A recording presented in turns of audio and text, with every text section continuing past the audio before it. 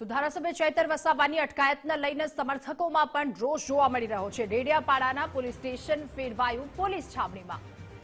ત્યારે ચૈતર વસાવાના સમર્થનમાં હજારોની ભીડ ઉમટી। ડેડિયાપાડાના ધારાસભ્ય ચૈતર વસાવાના આકરા પ્રહાર આ તમામની વચ્ચે કહ્યું, હું સાચી વાત કહું છું તો સરકારને કડવું લાગે છે।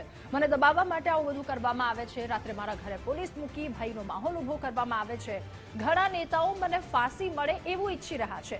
દુશ્મન પોલીસ નથી પણ આકાઓ દુશ્મન છે। નવાગામથી ચૈતર વસાવાની અટકાયત કરવામાં આવી હતી। વિભાગે ખોટી એફઆઈઆર કરી અરજદાર પીઆઈ પીએસઆઈ બન્યા અને એ જ લોકો પાછા આપણને હાજર થવા માટે પણ અટકાવે છે।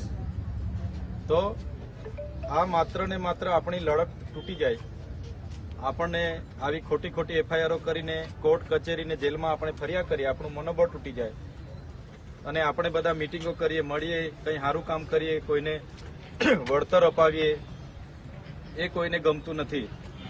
એટલે એના માટે જ આ કામગીરી પોલીસ અધિકારીઓ તો નોકરી કરે છે, પણ ઉપરથી એમના પર પણ કોઈના પ્રેશરો હશે કે ભાઈ આને અટકાવો, આના પર ખોટી ફરિયાદ કરો, આને જેલમાં નાખો, આને પાસા કરો, આને તડીપાર કરો।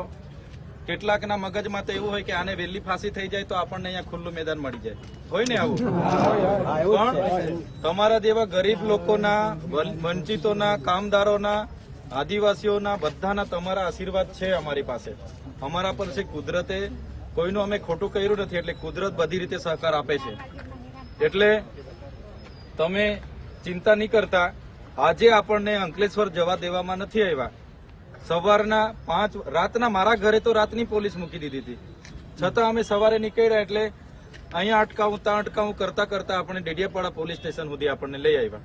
તો આપણે જામીન આપવા જતા હતા, જેને ઈચ્છા હતી કે આને પૂરી દો તો પૂરી દો મને। સાચી વાત છે કે ખોટી વાત છે? પૂરી દો ભાઈ, તમારે પૂરવું જ છે ને મને, તો પૂરી દો। 2 મહિના 3 મહિના જેલમાં બી ખાવાનું તો આપવાના જ છે ને, ત્યાં થોડા ભૂખે મારી નાખવાના છે।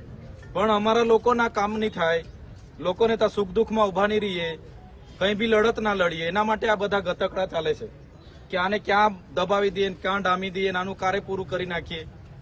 એટલા માટે એકતા આપણી હોવી જરૂરી છે।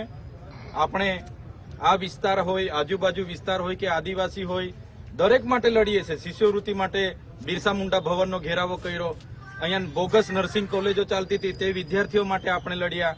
જ્યાં પેલા કારખાનામાં રોજે મરી જાય છે, બ્લાસ્ટ થાય ને કંઈ થાય ને ફલાણું થાય, કોઈનો પગ તૂટી જાય, કોઈનો હાથ કપાઈ જાય, એમના માટે આપણે લડીએ। તો આપણે કોઈ ગુનો કર્યો છે કે? તો આપણે લડીએ છીએ। આ બાજુ ભ્રષ્ટાચાર થાય એના માટે લડીએ। અહીંયા આધાર કાર્ડ, પાન કાર્ડ ને આન તેન બધા કાયદા છે, કેવાયસી ને ફેવાયસી, એના માટે વાત કરીએ। રોડ રસ્તાની વાત કરીએ। અહીંયા ચાપટમાં સ્ટેચ્યુ ઓફ યુનિટી થી 10 કિલોમીટર ચાપટ ગામ છે, ત્યાં રોડ નથી।